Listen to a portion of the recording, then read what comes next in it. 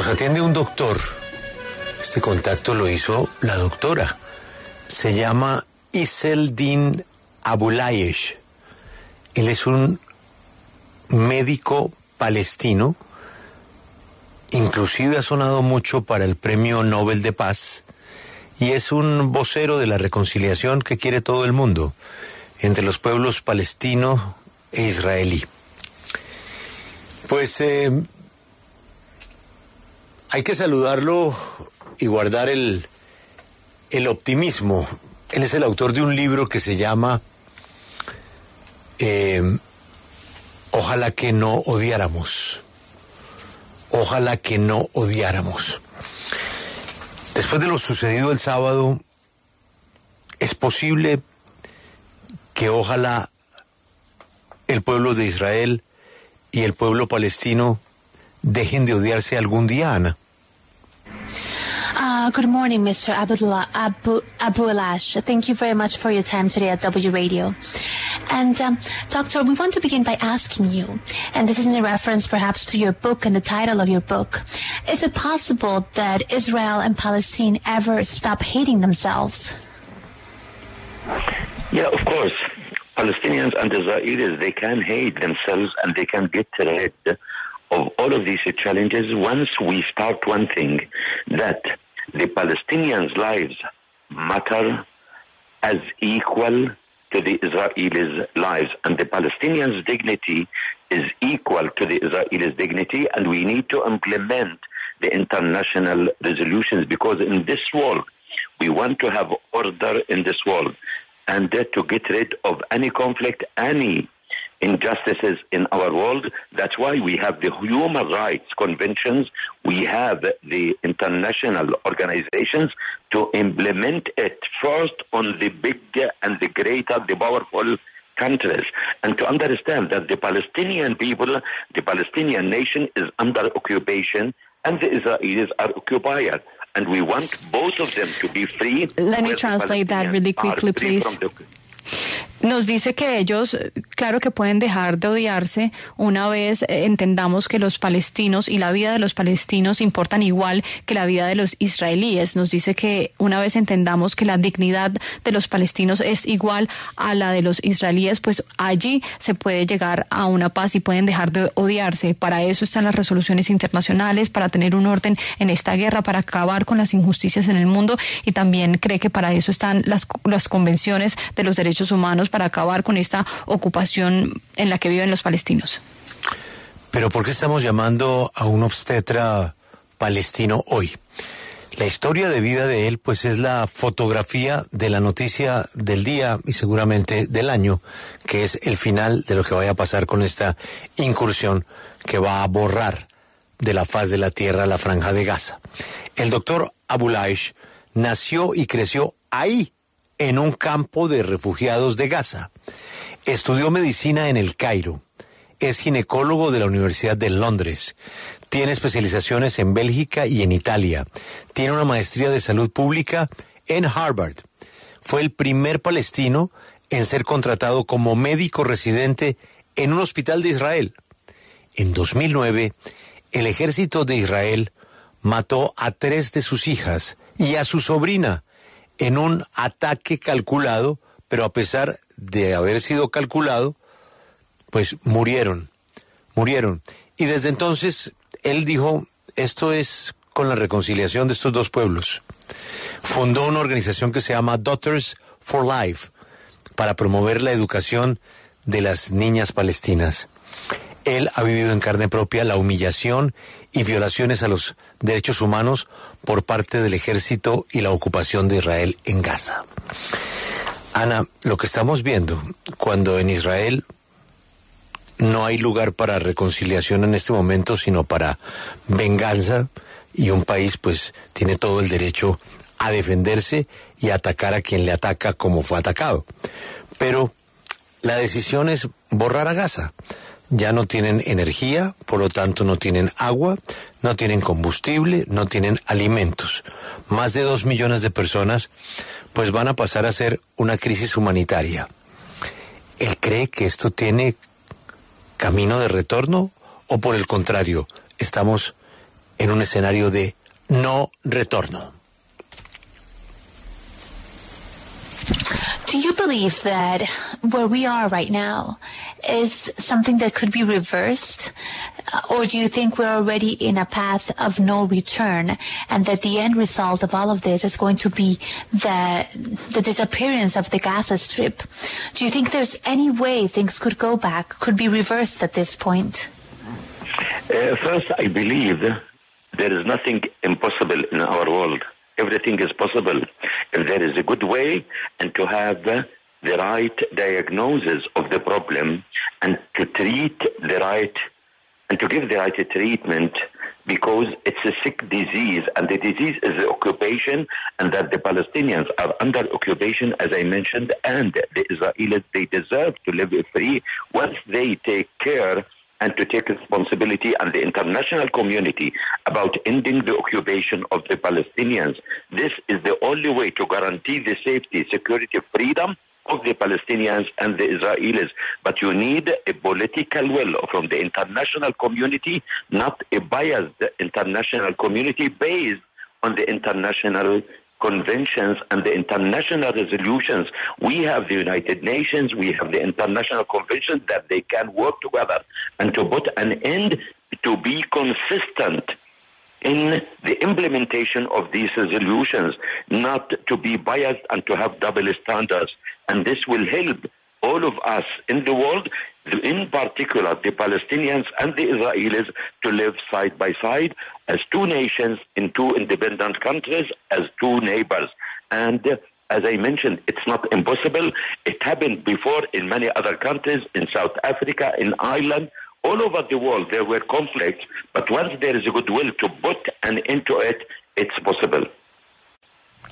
Pues él dice que no es imposible, que no hay nada imposible en este mundo. Lo que se necesita es voluntad de la comunidad internacional y reconocer el problema, tratar la enfermedad, que para él es la ocupación, porque hay que reconocer que los palestinos están bajo ocupación, que merecen vivir en paz.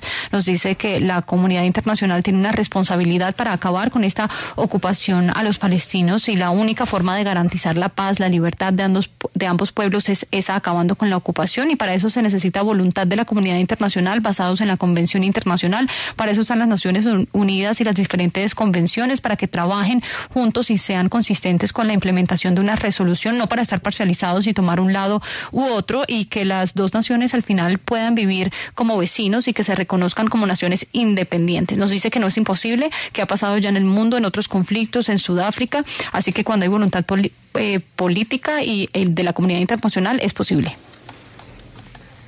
Yo le quiero preguntar al doctor, habiendo él vivido en carne propia las humillaciones del ejército israelí, habiendo crecido en un campo de refugiados, habiendo tenido que vivir la muerte de sus 3 hijas a manos de una bomba que le cayó en su casa, ¿él cómo hizo para recolectar los recursos internos que le permiten tener una visión y un mensaje de paz y reconciliación ante el mundo en este conflicto? Doctor, we want to speak about your example. How are you able to have this perspective, this peace perspective, after everything that you have lived? I mean, you have lived humiliation from the Israeli militia. You grew up in a concentration camp. You saw your daughters die due to a bomb. Where do you find those resources to be able to promote peace after everything that you have lived? I am a Palestinian who was born, lived in the refugee camps in the abject poverty. Even we as Palestinians, we are fighting just to survive. The suffering of the Palestinians, it's a human suffering. And this morning, to wake up and to hear in the Jabalia camp where I was born, a massacre was committed. 50 Palestinians were killed in a few minutes. My cousin, my first degree cousin, and his 2 sons were killed this morning. So I feel it's running all of the time with me, but this will never let me down or to be broken or to be defeated. I am determined because I believe there is an alternative way. The alternative way, that killing will never be met with killing. And revenge is not going to be solved with revenge or violence. There is an alternative way. The alternative way is to understand that all have the right to live free, and we all were born free. So that's why I get my strength, because I am a person of faith and also My education taught me what am I supposed to do as a medical doctor when we treat patients, and I work in Israel. When we treat patients, we treated all of them equally, whether Palestinian, Israeli, or Muslim, Jewish, Christian. So I believe medicine is a human equalizer, and we need to humanize, not to politicize, to have a political agenda, not with power, but with an ethical, moral, and respect of all rights in a consistent, transparent, and accountable way. Pues nos dice que como un palestino que nació en un campo de refugiados, nos dice que ellos están peleando básicamente para sobrevivir. Nos dice que el sufrimiento de los palestinos es el sufrimiento humano. Despertarse esta mañana y oír la noticia de que el campo de refugiados en el que él nació, pues se asesinaron 50 palestinos en unos minutos, sus familiares incluso murieron en este ataque, pues obviamente le afecta, pero no lo rompe. Él está determinado porque él cree que la alternativa es no es una solución de guerra. Nos dice que la venganza no va a llevar a ningún lado. Él entiende o hay que entender que todas las personas nacimos libres y tenemos el derecho de vivir libres. Él, pues, por supuesto, está seguro ahora y tiene esa posibilidad de luchar por esa paz que tanto se desea. Nos dice que la educación le enseñó lo que se debe hacer como doctor, y es que en la medicina se trata a los pacientes todos por igual, independientemente de que sea palestino, israelí, cristiano, musulmán. La medicina para él es un igualizador. Y nos dice que no se puede politizar la agenda y que pues hay que luchar por estos derechos de todas las personas, independientemente de quién sean. Bueno, usted, como sabemos, se ha preocupado mucho por la educación de las niñas palestinas. Pero a mí me gustaría hacerle una pregunta, y es: ¿qué opina usted de las imágenes de Hamas con los niños y las niñas palestinas portando armas y celebrando los macabros hechos cada vez que cometen un acto de terror contra Israel, y sobre todo con los actos de terror que pasaron este sábado? You have worried a lot about the education of Palestinian girls, but we wanted to ask you, what is your opinion about the images of Palestinian girls with weapons celebrating with Hamas whenever an attack goes the way they planned it, and specifically your opinion about the celebration of these girls during the attacks that happened this weekend? Yeah, we are talking, of course, I believe in women and women's role, women's education, and to empower women and to give an opportunity for women to make decisions and to be part of the decision-making everywhere in Palestine, in Israel, in Colombia, in the States. Women can make a difference because women are the ones who give life and the ones who nurture life, and I am sure they can bring justice, freedom, and peace to the world. This is one thing. Concerning the Palestinian women and what you mentioned, when you are talking about the symptoms of the disease and you don't ask why is this happening, why the Palestinian people, where Hamas is part of the Palestinian people. Personally, I condemn and I reject violence from anyone, but we need to ask, if you are violent, if you are doing something wrong, I have to ask, why are you doing it? And then to find the root causes of the problem. Once we have the root causes of the problem, we can solve it. Because Jesus said, seek the truth, and the truth sets you free. We need to find the truth, which is the right diagnosis, the truth and the disease and the big elephant behind all of this disaster between the Palestinians and the Israelis is the Palestinian nation, which is under oppression, under occupation, intimidated, suffering all of the time, and they are stabbed in their dignity, in their survival. So we want to end this occupation, this oppression, and then all will benefit from it.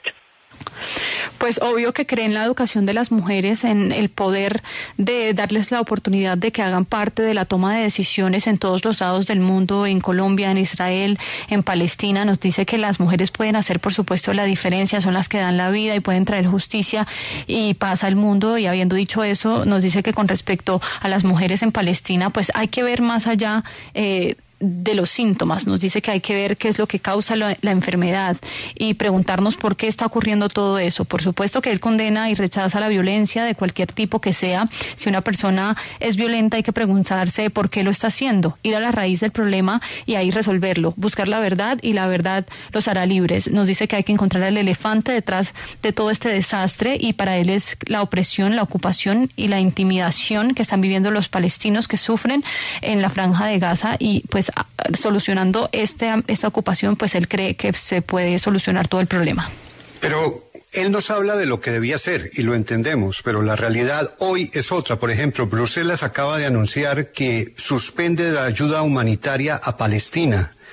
¿No le parece que a partir de lo que sucedió el sábado, las posibilidades de las que él nos hablan han retrocedido no años, sino décadas? You have spoken about how things should be, but the reality is something different. Brussels just announced that they're canceling all of their help for Palestine. And don't you think that after what happened this past weekend, things have gone back, not years, but perhaps decades? Yeah, I agree with you, but as I said, we need to find, this is the problem, we don't want to be in a vicious circle, we want to open it, and by dealing with the real problem, it's the first thing we need to stop, to learn the lessons of the past, to understand that military means and continuing occupation is not going to continue and to lead to any positive, the opposite. It will lead to deterioration of the situation, and no one is safe, no one is secure, and no one is in peace.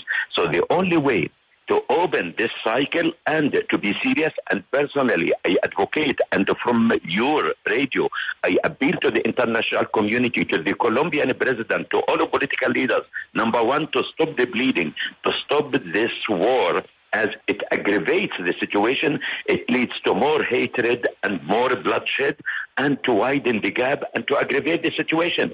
That's second, to have a serious political will to put an end to the occupation through international implementation of the international resolutions, and this will help in resuming the trust in the international community, ending the Palestinian-Israeli occupation and the Israeli occupation to the Palestinians. All of the world will benefit in it, because these days the international community and the public and the people, they lost the trust in the international community, where the main powers are controlling the world based on their political agenda in a biased way and double standards. I believe it's possible to go back, and as I said it before, nothing is impossible. We need to humanize, not to politicize, and we need to be serious in implementation and taking serious actions, and to put an end sooner than later, and to save lives of the people. A human life is the most precious thing, and we all are accountable, because I believe injustice or silence in times of injustice is injustice, and we can't watch what is happening, but we need to be involved and to take action to stop it. Doctor, thank you very much for your time, and we hope to have better news very soon. Thank you so much. ¿Qué dijo al final el doctor? Él está de acuerdo con la afirmación de Félix, pero él dice que no queremos estar en ese círculo vicioso todo el tiempo. Hay que mirar en el futuro, hay que lidiar con el problema para aprender las lecciones del pasado. Nos dice que si continúa esa ocupación no va a llevar a nada positivo, más bien llevará al deterioro de la situación. Nadie va a estar seguro ni en paz.